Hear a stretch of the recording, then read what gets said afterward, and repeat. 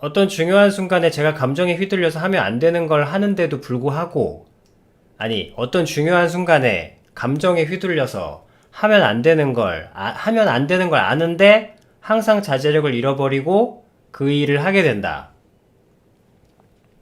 그래서 그 순간이 오면 그럴까봐 또 겁이 난다. 자, 여러분들 다 함께 외쳐보자. 변화는, 어쨌든 지금 교군이 변화를 하고 싶다는 거 아니에요. 그런 자기 자신이 내가 겁이 난다. 그래서 그 겁이 나는 내 자신이 두려워서 변하고 싶다는 거 아닙니까? 그죠? 그러면 이제는 즉흥적인 말이 아니라 여러분들이 익히기 위해서는 어떤 고정된 프레임들이 필요해. 틀들이 필요해. 이제 와서는. 자, 변화는 곧 뭐다? 태도. 변화를 일으키고 싶다면 태도에 집중하셔야 됩니다. 태도에. 그럼 무슨 태도요? 그래서 태도는 배우는 거예요. 일단 그러나 무슨 태도는 그 다음 질문이고, 저는 어쨌든 변화하고 싶습니다. 자제력을 잃던 자제력을 잡던 어쨌든 저는 변화하고 싶습니다. 라는 질문이죠. 그러면 변화는 곧 태도야. 태도에 집중을 하셔야 됩니다. 태도에 포커싱을, 그러면 태도라는 관점으로 이제 보는 거예요. 안 하려고 하는데 자꾸 됩니다. 안 됩니다. 어떻게 해야 되나요? 어떻게 해야 되지? 어떻게 할 수 있을까? 하면서 사람의 마음은 어디로 가? 방법으로 가요. 어떻게 하면 그 순간이 오면 또 들을까? 지금도 봐봐. 쿄구는 최종적으로 이러이러한 얘기들을 쭉 해놓고서 최종적인 질문은 뭐였어요? 어떻게 하면 좋을까요? 변화를 하려면, 그래서 쿄구는 지금도 태도라고 말은 하고 있지만 믿고 있진 않고 아직 적용하고 있진 않은 거예요. 뭐 적용이란 말 하니까 좀 그렇긴 하다. 그러면서 쿄구는 항상 습관대로 어떻게 하면 좋을까요? 라고 하면서 저는 변화를 일으키고 싶습니다. 그러니까 방법을 알려주세요. 라는 말을 하는 거예요. 근데 그거를 여러분들에게 익히게 하는 과정이라고 했잖아. 단련된 솔직함. 그리고 그 중에 변화는 태도다. 변화는 방법이 아니다. 변화는 태도다. 무언가 엄청나게 여러분들이 영화 몇 번, 감동적인 영화에서 뭔가를 봐봐봐. 뭔가 불가능한 어떤 마음이 다친 누군가. 특히 감정과 관련해서, 사람과 관련해서 마음이 다친 누군가. 아니면 굉장히 폭력적인 어떤 누군가를 되게 좋게 만드는 힘이 뭐였습니까? 주인공들의. 아니면 문제 학생들을 이끌어가는 어떤 선생님의 이야기라든지 그런 것에서 보면 선생님이 무슨 방법을 하는 게 아니야. 여러분들이 그 영화들을 보면, 왜냐면 실화를 모티브로 하는 경우가 많거든요. 근데 그 선생님이 학생들에게 한 것은 어떤 방법이 아니야. 어떤 멋있는 방법, 어떤 심리적인 10단계의 방법을 적용한 게 아닙니다. 그 선생님들의 하나 같은 공통점은 다 그 학생들에게 모두가 잣대를 하고 너 그렇게 살지 마. 훈계. 아니면 너 그렇게 살면 이상해진다. 너 그래봤자 감옥 되고 나 너 잘 되라고 하는 거야. 꾸짖거나 훈계하거나 비난하거나 아니면 피하거나 욕하거나. 아니면 제가 어떻게 하면 될까요? 물어봤을 때 이 책을 읽고 심리상담 1단계, 10단계를 해봐봐. 방법을 제시하거나. 근데 그런 방법으로 사람은 바뀌지 않아요. 근데 바뀐 어떤 얘기들이 있잖아.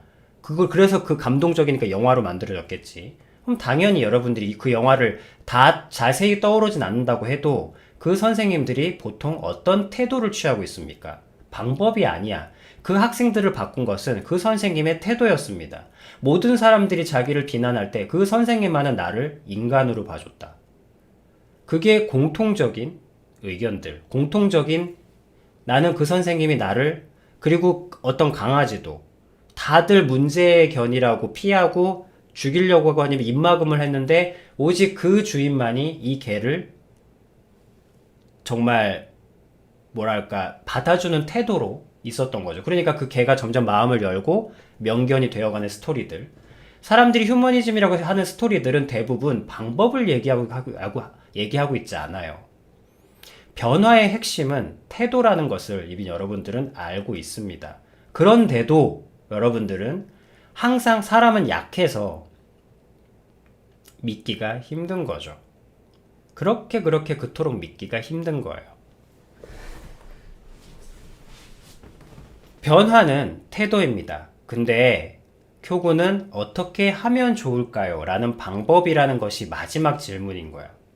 근데 아비님은 쿄군에게 그런 자기 자신, 항상 안 되는 걸 아는데 자제력을 잃어버리고 해버리는 문제와 같은 내 나를 고치려고 하는 방법을 물어보잖아, 또. 변화는 태도라고 알고 있으면서. 알고 있으면서 자기의 행동은 방법을 제시하려고 하잖아요. 방법을 알려고 하고. 어떻게든 내가 안 하도록 하는 방법을 찾고 있잖아. 이 문제야 자식이, 제대로 모범생이 될 수 있는, 때려잡을 수 있는 방법을 찾고 있잖아요. 근데 여러분들의 고통은 바로 거기서부터 시작됐잖아. 여러분들을 좋은 학생으로 만들려고, 여러분들을 제대로 된 인간으로 만들려고 바꾸고 스스로 훈련하고 반성하고 후회하고 자책하고 그러다가 지금 이렇게 다 피폐해져 버린 거 아니야. 왜? 변화를 하기 위해서 방법들을 추구했으니까. 근데 이제 들었잖아. 하지만 그것이 믿어지기가 시간이 걸리겠죠. 믿어야 한단 말이에요. 받아들여져야 된단 말이야. 변화를 하는데 어떻게 하면 좋을까요가 아니라, 그래, 항상 무언가 해야 되는데 안 돼요, 내가. 그럼 아빈이 묻고 싶은 건 그거예요. 변화는 태도라고 너희가 들어왔지 않니? 네, 들었습니다. 자, 그럼 그렇게 안 되는 자기 자신을 너는 어떤 태도로 보고 있니? 쿄구는 그런 자기 자신을 어떤 태도로 바라보고 있나요? 때려잡든, 찍어잡든, 잘 타이르든, 어쨌든 나는 변해야 되는 문제를 가진 학생으로 보고 있잖아요. 근데 여러분, 어쨌든 지적질하는 태도로 보고 있잖아요. 그러면 그 지적을 받고 있는 내 자신은, 여러분들 내 자신이 내 거 아니라 그랬죠. 왜? 내 거면 네 마음대로 돼? 내 거면 네 마음대로 내 마음대로 돼야 되는데 여러분들이 여러분의 마음대로 안 되지? 그게 무슨 뜻이야? 내 안에 있는 내가 내 게 아니라는 거예요. 그럼 뭐야? 내 것이 아니면 여러분들은 어떻게 교육받았어? 내 것이 아닌 인격은 존중해줘야죠. 근데 존중해야 되는 자기 자신을 고쳐야 될 줄, 돌려치든 매치든 잘 타일러 얘기하든 빠따를 들이대든 어쨌든 그래, 결국에는 그래, 맞아, 잘하고 있어, 그래, 맞아, 그거야, 그래, 할 수 있어, 그래, 뭘 할 수 있는데 결국에 바꿔야 된다는 얘기 아니에요. 당장 바꿔. 아니면 그래, 천천히 해서 바꿀 수 있어. 뭐야, 결국엔 무조건 바뀌어야 된다는 얘기잖아. 손가락질하고 있잖아요, 자기 자신을. 변하는 태도라고 하면서. 그럼 여러분들은 어떤 태도를 받을 때 내가 하고 싶다, 아니면 내가 그래도 죄송하다, 내가 정말 잘못했다, 아니 잘못했다라는 말보다도 이해를 받을 때, 그러니까 문제아들을 선생님이 바꿨을 때 그 선생님이 학생들을 어떻게 봐줬겠어요? 마약 중독자, 총기 소지자, 언제든 범법을 저지를 수 있는 존재. 근데 그 선생님은 그냥 그런 환경에서 그런 한 아이로 봐준 거야. 아이로 대해주고. 그러니까 정말로 아이가 되는 거야. 내 자신이 그래 항상 자제력을 잃어버리는 내 자신을 어떤 태도로 봐주고 있나고요. 근데 지금 쿄구는 자기 자신을 이렇게 데리고 와가지고 아비님 얘요 맨날 자제력을 잃어버리는 애예요. 얘 어떻게 하면 좋을까요? 얘 때문에 죽겠어요.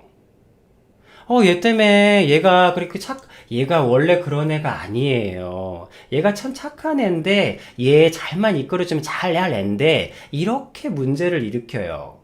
패든지 어떻게든지 좀만 가르쳐주면, 좀만 두들겨 패주면, 얘가 정신을 차릴 것 같은데, 얘 어떻게 해야 돼요? 얘 좀 바꿔주세요. 나는 그 엄마부터 바꿀 생각입니다. 저는 이렇게 얘기할 겁니다. 글쎄요, 제가 볼 때 아무 문제가 없는데 왜 엄마 눈에 문제가 있어 보일까? 자, 태도. 변화는 태도다. 그러면 항상 자제력을 잃어버리는 자기 자신을 교구는 어떤 태도로 봐주고 있냐고요. 그런 내 자신을 존중하고 있습니까? 그래, 존중은 해. 하지만 존중하면서 바뀌어야 된다? 그게 뭡니까? 그게 존중입니까? 내가 바뀌어야 될 온전치 못한 존재로 봐주고 있잖아요.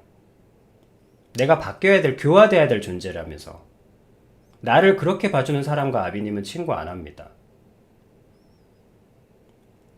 내 친구 너 좀만 하면 정신 차릴 수 있어. 뭐야 그게. 왜 네 눈에 내가 바뀌어야 되는 존재인데? 네가 어떤 모습이든 난 좋아. 그리고 너 정도의 애가 그런 선택을 했을 정도면 그럴 만한 이유가 있을 거야. 네가 잘할 걸 신뢰하는 게 아니야. 그냥 네 선택을 신뢰하는 거야. 난 친구니까. 난 네 부모야. 네가 좋은 선택을 했기 때문에 신뢰하는 게 아니야. 그냥 네 선택 자체를 신뢰하는 거야. 내가 아는 네가 그런 결정을 했다면 나는 모르지만 그만한 이유가 있다고 생각해. 이게 신뢰입니다. 이게 존중이고. 누군가 나를 바꾸고 고쳐야 될 존재로 봐준다면 어떻게 내가 그 사람에게 마음을 열 수 있겠습니까? 마음은 그런 식으로 열리지도 않고 열리지 않는 마음 속에 변화라는 건 있을 수 없습니다. 그런데도 변화했다. 그건 완벽한 연기를 하고 있는 겁니다. 평생 연기하고 살아왔잖아요. 평생 연기하고 살아오신 여러분들, 연기 전문가이신 여러분들 잘 알잖아.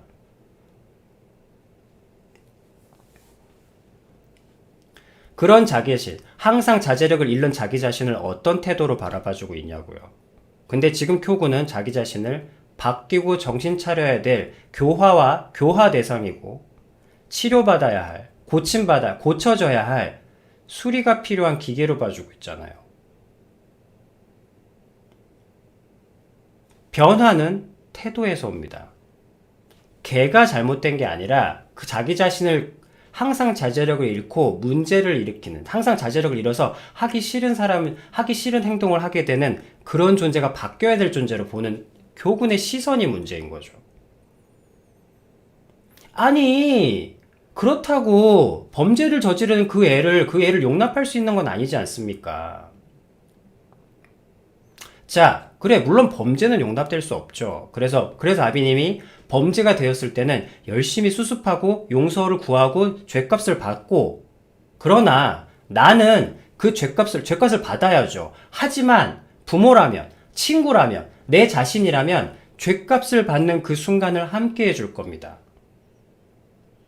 교도소에 같이 들어갈 수는 없지만 교도소에 매일 면회를 가고 깔끔하게 씻고 나오자. 우리가 기다리고 있다. 세상은 너를 전과자로 봐주겠지만 우린 너를 전과자로 보지 않는다. 너는 여전히 나에게 친구고 네가 나오면 여전히 널 사랑하는 우리들이 있어. 그러니까 깔끔하게 죄 다 받고 달게 받고 충분히 다 받고 깔끔하게 나와라. 너에겐 언제나 너를 사랑하는 우리가 있다. 이 태도가 그 친구를 살게 하는 거예요. 그 아들을 살게 하는 겁니다. 자기 자신을 자제력을 잃어버리는 철없는 그런 존재, 바뀌어야 될 존재입니다. 얘를 어떻게든 바뀌어야겠어요. 그런 교군의 시선부터, 그런 교군의 태도부터 일단은 바뀌어야 합니다. 근데 태도를 바꾸는 것은 아빈이 바뀌라는 말 절대 잘 안 하거든. 왜냐면 바뀌기 쉬운 사람 있어? 그렇지만 태도는 선택의 영역이에요.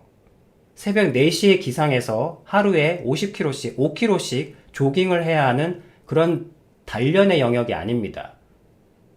새벽 4시에 일어나서 하루 5km씩 뛸 수 있어? 매번? 그건 노력이라고. 그러나 태도는 선택의 영역이기 때문에 마음먹는 즉시 할 수 있어요.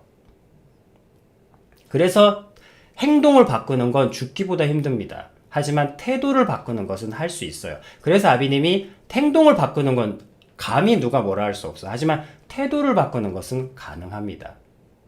그건 노력의 영역이 아니라 선택의 영역이기 때문에. 자, 그래서 다시 봐요. 이건 내가 아비님은 극단적인 좀 비약적인 비유를 들기 위해서 좀 범죄에 가까운 센 얘기를 한 거야. 근데 보세요. 여러분, 여러분 여기 있는 여러분들 다 집합이란 말 무섭다. 다 같이 봅시다. 교군이 한 말을. 그러면서 자기에게 적용해서 생각해 보세요. 아비님도 마찬가지예요. 자, 진짜 교군의 자아가 정말로 이런 평가를 받을 만큼, 이런 시선을 받을 만큼 정말로 나쁜 행위까지는 아니어도 고쳐야 할 만한 행위를 한 건지 우리가 한번 봅시다. 각자의 자기 자신에게 대입해 보세요. 자, 어떤 중요한 순간에, 중요하대. 사소한 순간도 아니야. 중요한 순간이야. 자, 어떠한 중요한 순간에 감정에 휘둘려서 하면 안 되는 걸 아는데도 불구하고 항상 자제력을 잃어버려. 여기, 지금 손 들어봐. 중요한 순간에 감정에 휘말려서 하면 안 되는 걸 자제력을 잃고 안 하는 사람 있으면 나와봐. 안 하는 사람 나와봐. 그리고 또, 항상 그러면 안 된다고 다짐하면서도 또 그 순간이면 또 똑같이 반복되는 행위를 안 하는 사람 있으면 나와봐. 안 하는 사람 있으면 나 좀 소개시켜줘봐요. 왜요? 그 사람 만나서 존경하시게요? 아니요. 그 사람 만나서 그게 거짓임을 내가 낱낱이 다시 까발려 줄 테니까.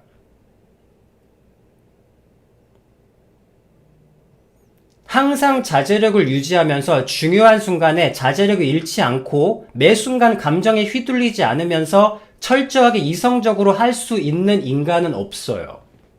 그건 인간이 아니거든. 왜? 인간은 감정을 가지고 있기 때문에. 극도의 훈련으로 어떤 순간, 필요한 순간에 그 감정의 개입을 줄일 수는 있어도 감정의 개입에 영향받지 않으면서 중요한 순간에 매 순간 자제력을 동원해서 이성적인 판단을 할 수 있는 인간은 이 세상에 없어. 교구는 지금 신이 되고자 하는 거예요.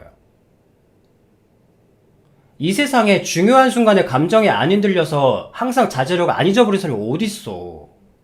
근데도 왜 해내느냐? 나는 감정을 잃어버리고 자제력을 잃어버리지만 이 필요한 일들, 그리고 수많은 실패들 속에서 이 일만은 해내기 위해서 그 일에 합당하도록 그 일을 해내는 거지, 그 일을 해낸 결과물이 있는 거지. 그렇다고 해서, 그 일을 해내셨네요? 전혀 감동에 안 휘둘리셨나봐요? 아니요. 감정이 계속 나를 괴롭히고 힘들었습니다. 지금도 너무 힘들어요. 그리고 다시 그 순간이 오면 겁이 납니다.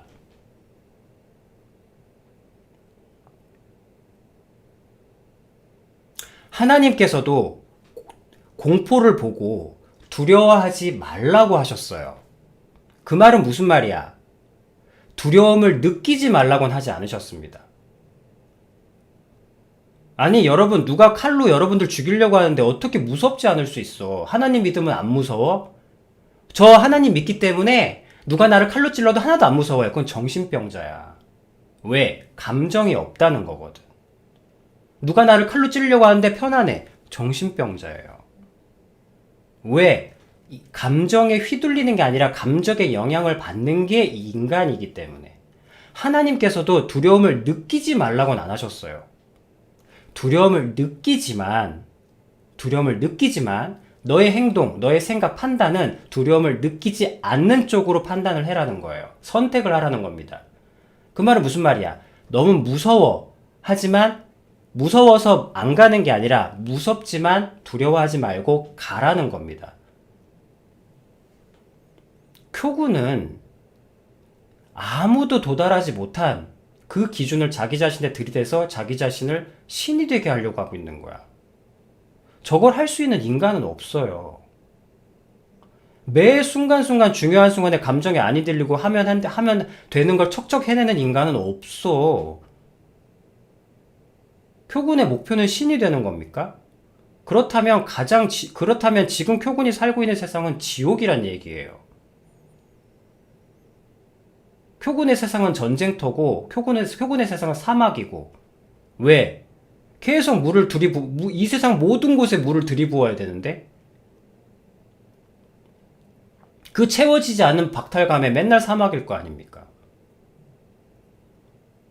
어떻게 신이 되는 게 꿈이 될 수 있어요? 어떻게 신이 되는 게 목표가 될 수 있습니까? 그건 잘못된 계획이죠. 저 제 자식 3학년 때 대학 교육 시키려고요. 할 수 있어요? 요즘 테레비 봐봐 영재애들 많아. 내 자식이 뭐가 못 밀려? 야, 너 3학년이잖아. 대학 공부해. 하면 돼.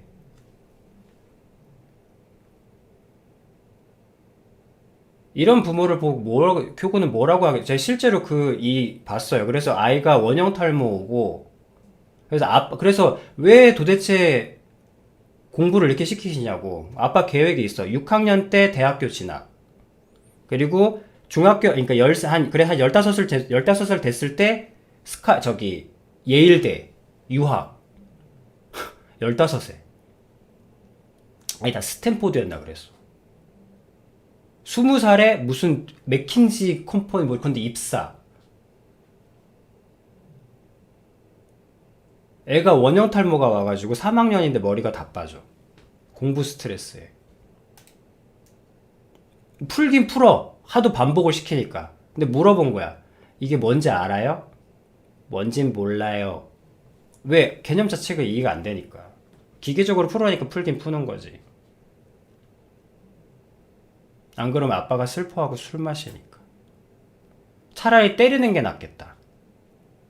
차라리 때리면 좀 낫겠어. 근데 아빠가 원하는 성적을 못 이루면 3학년짜리 아이가 아빠가 우울증 걸려서 술 마시고 막 자학을 하는 거야. 내가 자식 잘못 키운다면서. 그러니까 애가 힘들다 말도 못 하는 거예요. 너무 잔인한 거야. 차라리 때리든가. 그럼 애를 구해내기를 하지. 나쁜 아빠 이러면서 미워라도 할 거 아니에요. 근데 아빠가 자학을 하는 거야. 나는 아빠 될 자격이 없다면서. 그래서 3학년 딸내미 아이가 힘들다는 얘기도 못하고 싫다는 얘기도 못하고 원형탈로 머리 다 뽑히면서 공부하고 있는 거야. 미적분을. 이게 아빠를 우울증 안 걸리게 하는 유일한 방법이니까.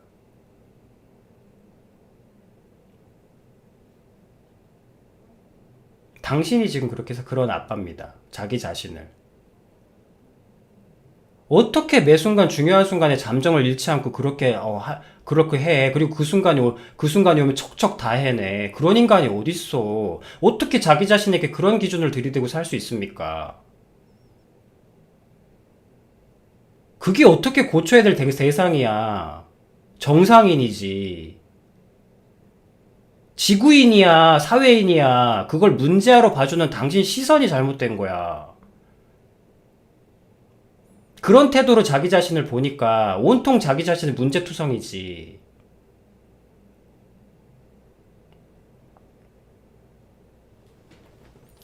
나도 매 중요한 순간이 아니라 일반적인 상황에서도 감정에 휘둘려서 매 순간이 두려워. 안 돼. 맨날 말하고 나면 이불킥이야. 맨날 선택하고 나면 이불킥이고. 그래서 기준을 세우는 거예요. 왜 기준을 세우는지 알아요? 완벽하려고가 아니야. 다 틀려도 요것만은 안 틀리게 하려고. 그래서 기준을 세우는 거예요. 완벽하려고 세우는 게 아니라.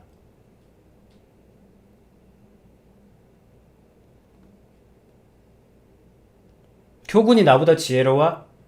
그래, 언젠간 나보다 지혜로울 수 있겠지. 하지만 지혜는 연륜과 경험과 지식을 포함하기 때문에 지금은 교군이 나보다 지혜롭지 못해.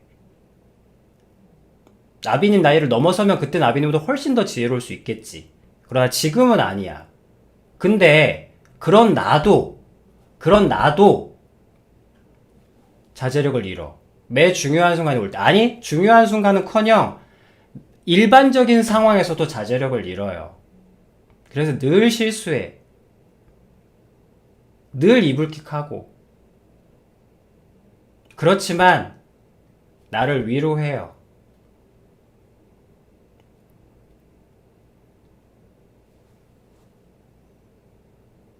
그러니까 이해해줘야죠. 실수하니까 이해해줘야지. 모든 사람이 완벽하면 이해라는 게 뭐가 필요 있나? 모든 사람이 잘났으면 사랑이 뭐하러 필요 있어? 위로가 무슨 소용이 있나? 다 잘하는데? 그러니까 사랑해줘야죠. 그러니까 이해해줘야죠. 이런 나니까. 이런 나를 데리고 누군가를 향해서 무언가를 말을 해야 되니까 이런 나와 함께 이런 나를 이해해서 그래 실수할 수 있는 나를 받아들이자. 난 실수할 수 있다. 그렇지만 그래 그래서 실수할 수 있으니까 실수의 죄책감 느끼지 말자. 왜냐면 내가 의도적으로 한 건 아니니까. 그래서 혹시 내가 잘못된 말에 누군가가 큰 상처를 받을지라도 나를 자책하지 말자. 왜냐면 내가 고의로 그런 건 아니니까. 그러나 다만, 내가 뭐는 실수하면 안 되는 것들이 있을 거다. 그게 뭘까? 그 최소한의 몇 가지들. 세 가지만 넘어가도 사람은 못해, 힘들어서. 그래서 한두 가지 정도는 가지고 있자. 그래서 그것만은 안 틀리게 하자. 두 개만, 딱 두 개. 100가지, 200가지 일을 다루지만 다른 것들은 다 실수할 수 있어. 그런 게 실수로 드러났을 때는 그냥 나를 받아들이자. 잊자. 괜찮아, 그거는. 내 자신한테 하는 말이에요. 지금의 교훈보다 훨씬 지혜로운 내가 하는 말이라고. 그렇지만 이 두 개는 놓쳐선 안 된다. 생명에 관계되거나 뭐가 있겠지. 생명에 관계된 어떤 것들을 내가 의도치 않게 실수했을 때는 사과하자. 사과하고 용서를 구하자. 근데 그거 이외에는 용서를 구하지 말자. 왜냐면 내가 의도적으로 한 게 아니니까. 그래서 가까스로 그런 순간이 왔을 때 두렵고 언제나 두려워요. 언제나 이 방송 자리에 앉는 것은 언제나 두려워요. 왜? 인간은 늘 교군보다 지금은 훨씬 더 지혜로운 이 아비님도 언제나 죽을 때까지 자제력에 감정에 휩쓸려서 자제력을 잃기 때문에 그것이 인간이기 때문에 그렇지만 그게 나잖아요. 그러니까 나를 이해해 주는 거예요. 받아들여 주고 나 실수할 수 있어. 실수 가지고 나를 욕하지 말자. 자제력 잃을 수 있지. 그렇게 나를 태도를 봐주면 조금씩 실수가 줄기 시작해요. 하지만 자, 여기서 조심할 것은 실수가 줄어든다고 해서, 왜냐면 그게 연륜이니까. 실수가 줄어들기 시작해요. 하지만 그렇다고 해서 뭐가 달라지는 건 없어요. 왜냐면 내가 애초에 실수가 많고 적고에 시선을 둔 게 아니거든. 목표를 둔 게 아니란 말이에요. 예전보다 조금 더, 그래, 어제보단 조금 더, 그런 변화들이 생기기 시작하는 거야. 감사하게도 말입니다. 그러지 않아도 나는 나를 이해해 줄진데, 그렇게 이해해 주니까 진짜로 실수가 줄더라고. 하지만 갑자기 실수가 늘기 시작한다 해도 나는 달라지지 않아. 왜? 그것이 진심일 때. 여러분, 그것이 진심일 때 변화가 일어나거든. 그렇잖아요. 아이를 진심으로 봐주니까 애가 진짜 성적이 올라가기 시작하는 거야. 근데 진심이잖아. 그러니까 애초에 이제 그러면서 엄마, 나 이제 성적 올라갔는데, 그래, 뭐, 잘했어.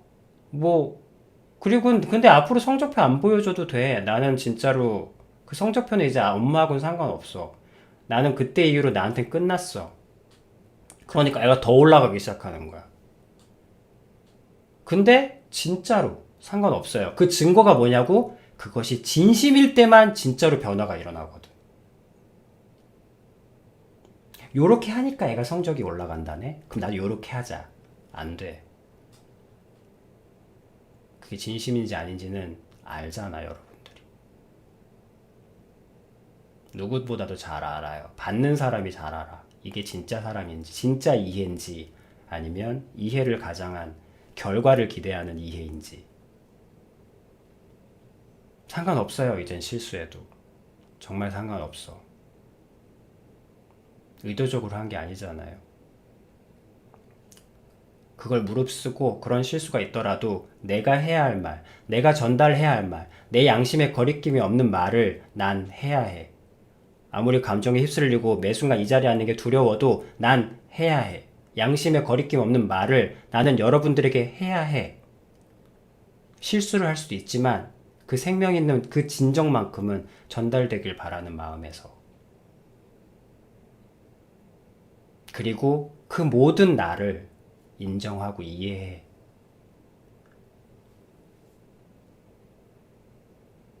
난 나를 존중해요.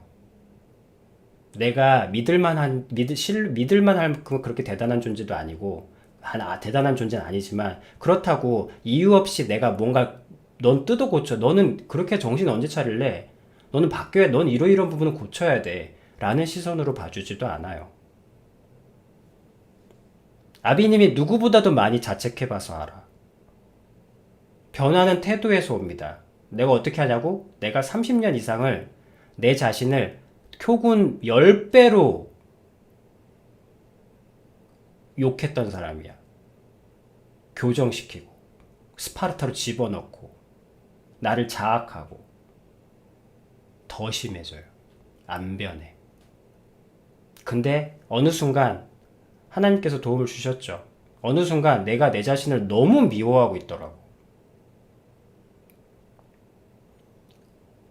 그래서 야, 이거 너무한 거 아니냐? 이 세상 사람 모두가 나를 욕해도 나는 나를 믿어줘야죠. 아니, 그래, 믿어주진 않더라도 이 세상 모두가 나를 욕해도 나는 나를 욕하면 안 되잖아. 난데. 그때부터 아벤이 바뀌었어요. 뭐가? 태도가 바뀌었어요. 그래서 내 입에서 하던 욕과 평가를 멈추기 시작했습니다. 아유, 미친 새끼. 아유, 너 같은 새끼가 이 세상 살아간다고. 아유, 너 같은 게 이 세상에 도움을 뭘 줄 수 있다고. 하루에 한 몇백 번씩 했던 것 같아. 몇십 년을. 지금이니까 여러분 들려주니까 말을 순화해서 했지. 여러분 알죠? 욕은 할수록 는다. 비평도 할수록 늘어. 비평도 할수록 날카로워져. 칼을 갈면 점점 예리해지듯이. 나중에는 내가 나한테 얘기하는데 내 폐부를 막 찌르는 거야. 왜? 나는 내 약 좀 다 알잖아. 내 속 다 아니까. 더러운 거 뭐 다 알잖아. 그러니까 나중에는 딱 죽는 게 가장 자연스러운 길인 거야. 죽는 게 너무 당연한 거야. 너무 당연하고 마땅한 거야. 하도 난자를 하다 보니까. 어쨌든 어떤 계기가 있었고, 여러분들한테는 알려드리지만, 왜냐면 내가 내 이 속에서 나오는 열매니까 여러분들이 갈아서, 나빈이 말씀드렸잖아요. 나는 분쇄기로 갈린 삶을 살았다고. 그러니까 여러분들 대부분 분쇄기에 갈려서 먹는 음식들은 흡수가 잘 되도록 하는 음식들이야. 흡수가 잘 되도록 갈아서 먹는. 그래서 여러분들에게 흡수가 잘 되도록 이제 이것들이 나오는 거예요. 그렇게 해서는 그래서 강제로 바뀐 거죠. 근데 그게 태도인지도 그땐 몰랐어. 하지만 어느 순간 그냥 알게 됐어요. 그러니까 왜냐하면 내가 나 잘 되라고 한 마음은 진심이었으니까. 그러나 방법이 너무 잔인하고 너무 높았고 너무 강했어요. 그랬을 뿐 내가 나를 죽이고자 하는 마음은 아니었잖아. 내가 나 잘 되라고 한 진심이었잖아요. 그 진심만은 거짓이 아니었기 때문에 하나님께서 감사하게도 나를 알게 해주신 거야. 그래서 그때는 뭐가 바뀌었는지도 몰랐어. 그냥 나를 향한 욕들을 멈췄어요. 나를 향한 비난도 멈췄고. 왜? 비난 죽을 듯이 해봤잖아요. 이젠 그만해. 충분히 다 했어. 이제 이 말들이 나오는 거야. 이젠 그만하자. 충분히 해봤잖아. 몇십 년, 20년을 넘게 해봤잖아. 그러니까 이제 먹을 욕 다 먹었으니까 이제 그만해. 내 자신한테. 근데 그게 뭐가 바뀌었는지 몰랐지만 그거를 이제 여러분들한테 태도가 바뀐 거였어요.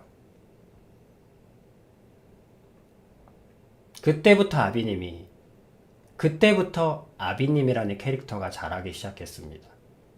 왜 자라는지 모르겠지만 여러분들에게 들려드릴 이 말들을 하기 위한 그 존재가 그때부터 자라나기 시작했습니다.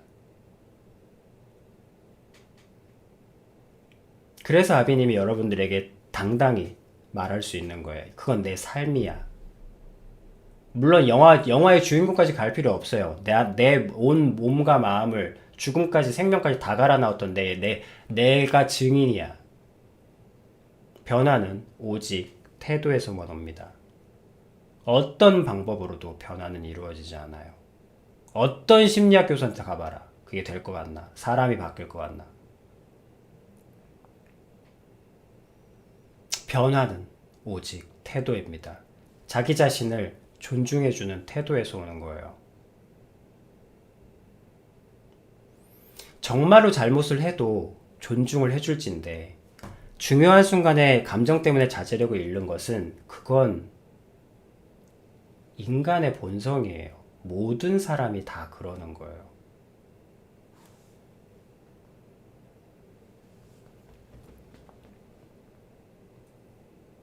그러니까 오늘 저 이야기의 결론은 표군의 시선이 너무 잘못된 거죠.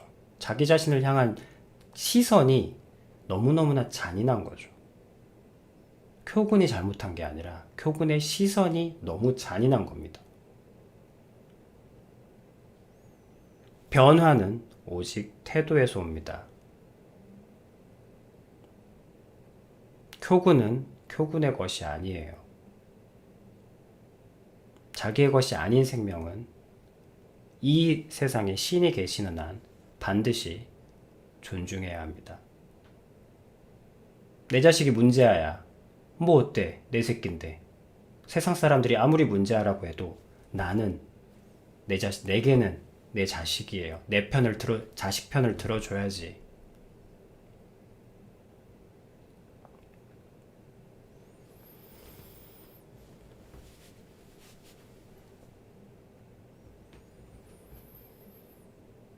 변화는 태도에서 오더군요.